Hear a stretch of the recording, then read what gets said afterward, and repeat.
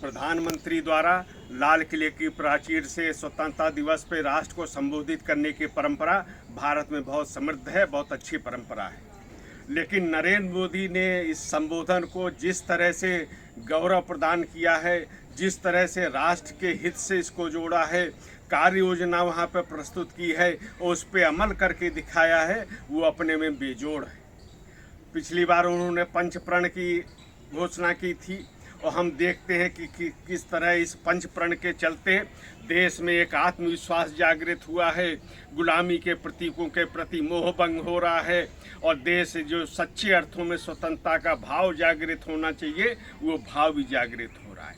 अगर और पीछे हम लौट के देखें तो विगत 9 वर्षों में नरेंद्र मोदी ने जो आह्वान किए हैं वो अभियान के रूप में बदल गए हैं। ये स्थिति किसी प्रधानमंत्री को सामान्य रूप से मिलती नहीं है। यानी प्रधानमंत्री के प्रति, नरेंद्र मोदी के प्रति कैसा जनविश्वास है, ये इससे उदाहरण से स्पष्ट होता है कि उनके आह्वान को देश ने अभियान के रूप में बदलने का काम किया है। और ये केवल सरकार के स्तर पर संभव नहीं है, ये जब तक जन सहभागिता नहीं होती है तब तक इस प्रकार के कार्य दुर्लभ होते हैं, संभव नहीं होते हैं। याद कीजिए, नरेंद्र मोदी ने कहा था कि स्वच्छ भारत अभियान के विषय में लाल किले के प्राचीर से कहा था।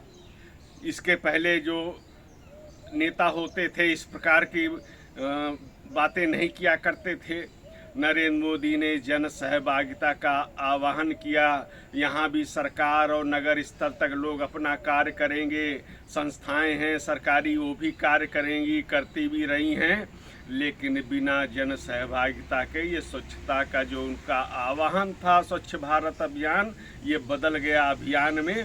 और हम देखते हैं आज विश्व स्वास्थ्य संगठन की रिपोर्ट कहती है कि केवल स्वच्छता अभियान के कारण भारत में 4 लाख से अधिक लोगों की जान बचाई गई है। ये एक कितना मानवीय और कितना दुर्लभ कार्य भारत ने करके दिखाया है नरेंद्र मोदी के आह्वान पे।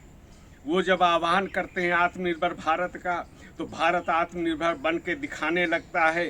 फिर चाहे सामरिक क्षेत्र हो, चाहे वो मेक इन इंडिया की बात हो, चाहे वो गरीबों को कर्ज देने की बात हो, और सभी क्षेत्रों में जिस प्रकार ये अभियान आगे बढ़ रहे हैं, ये देश को एक स्वाभिमानी राष्ट्र के रूप में परिवर्तित करते हुए दिखाई दे रहे हैं।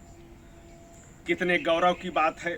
जिस अंग्रेजों ने हम लोगों पे 2 शताब्दियों तक शासन किया, उन अंग्रेजों को पीछे छोड़कर, पछाड़कर भारत दुनिया की 5वीं बड़ी अर्थव्यवस्था बन गया है। और विजय यात्रा का ये संकल्प रुकने वाला नहीं है। नरेंद्र मोदी ने कह दिया है कि भारत अगले कुछ समय में दुनिया की 3री सबसे बड़ी महाशक्ति बनेगा। तो ये जो हम पे शासन करते थे वो पीछे छूट गए हैं। और ये उपलब्धियां तब हासिल हुई हैं कि जब 2 वर्ष हमने कोरोना में बिताए हैं, आपदा में बिताए हैं, दुनिया की अर्थव्यवस्था उसमें गड़बड़ हो चुकी है और विकसित जो देश हैं वो आज तक संभल नहीं पाए हैं। तब ये हम लोगों ने उपलब्धि हासिल की है। ये नरेंद्र मोदी के नेतृत्व का करिश्मा है। यहाँ एक दूसरा पक्ष भी रखना चाहूँगा कि जितना नरेंद्र मोदी को विरोध का सामना करना पड़ा है, उतना भारत के किसी भी प्रधानमंत्री, किसी भी नेता को उतने हमलों का सामना नहीं करना पड़ा है। कोई साधारण व्यक्ति होता तो इन हमलों से विचलित हो जाता। गुजरात के मुख्यमंत्री से उन पे हमले शुरू हुए और 9 वर्ष हो गए, उनमें कोई कमी नहीं आई है। यूपीए सरकार ने पूरी ताकत लगा दी थी, लेकिन नरेंद्र मोदी का दामन बेदाग था, इसलिए सारे सरकार लगने के बाद उनके विरुद्ध कोई भी चीज़ तिनका तक नहीं मिला। ये उनका एक जो समाज के प्रति समर्पण है, देश के प्रति समर्पण है, इसके कारण ये विश्वसनीयता उन्होंने अर्जित की है।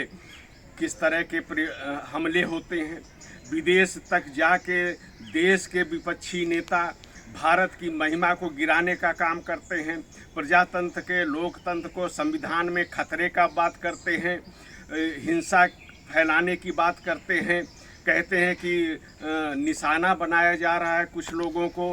ये इस तरह के हमले अगर कोई कमज़ोर सरकार होती तो पूरी दुनिया में भारत की प्रतिष्ठा बहुत कम हो गई होती। लेकिन इसके बाद भी नरेंद्र मोदी का नेतृत्व है, उनका गौरव है, उनकी गरिमा है, जो देश को इस दिशा में आगे बढ़ा रहे हैं और देश एक शक्तिशाली राष्ट्र के रूप में बन रहा है, विकसित देश बनने की प्रक्रिया में हो रहा है। तो नरेंद्र मोदी इस तरह का जो कार्य कर रहे हैं, वो कहते हैं कि 140 लोगों की शक्ति उनके पास है और यही सही है। यही कारण है कि आज वो भारत के नहीं दुनिया के सबसे लोकप्रिय नेता हैं।